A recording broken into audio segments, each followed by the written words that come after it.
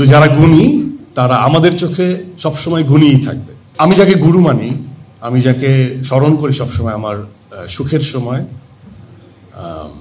একজন হুমায়ুন ফরিদি। সে অনেক গুণী একজন মানুষ, গুণী একজন অভিনেতা।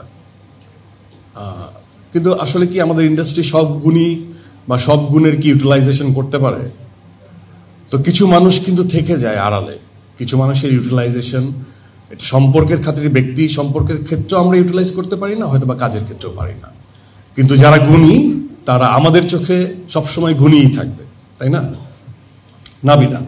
নাবিলার সঙ্গে কাজ বলছিল যে আমাদের একটা নাটকে কাজ করা হয়েছিল, যেটার প্রোডাকশন শাকিলের ওখান থেকে হয়েছিল।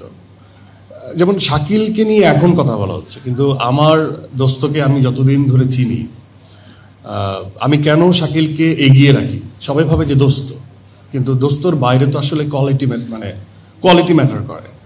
ধরুন আমি আমার একজন আত্মীয়কে সিনেমার নায়িকা বানিয়ে দিলাম, আপনাদের কি মনে হয় যে ওনার কোয়ালিটি না থাকলে উনি সার্ভাইভ করবেন? মনে হয় একবারই একটা প্রোডাকশনে হবে, তারপর সে শেষ হয়ে যাবে। সো শাকিল সম্পর্কে যদি বলতে চাই, শাকিলের অনেক আগের থেকেই গল্পের আন্ডারস্ট্যান্ডিং অনেক সুন্দর ছিল। ওয়ালটন বিএলডিসি ফ্যান, খরচ বাঁচে 65% পর্যন্ত। ওয়ালটন বিএলডিসি ফ্যান ছড়ায় স্বস্তির সবুজ হাওয়া। এবং অনেক আগের থেকে ও চেষ্টা করতো, ওর একটা ইচ্ছা ছিল যে আর যাই হোক আমি গল্প ডিল করতে চাই।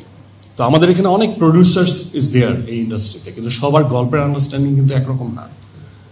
তো এই গল্পের আন্ডারস্ট্যান্ডিং যারা চায় গল্পটা নিয়ে কাজ করতে, যেমন আমি চাই আমার সঙ্গে শাকিলের বন্ধুত্বটা কাজের ক্ষেত্রে হবে। পার্সোনাল তো বন্ধুত্ব আছে, আবার কাজের ক্ষেত্রে আবার নতুন করে বন্ধুত্ব হবে।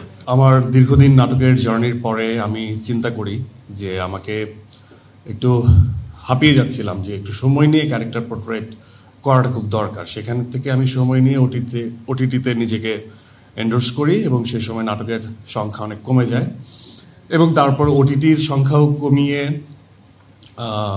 সিনেমাতে নিজেকে প্রমাণ করার পথে নেমে যাই।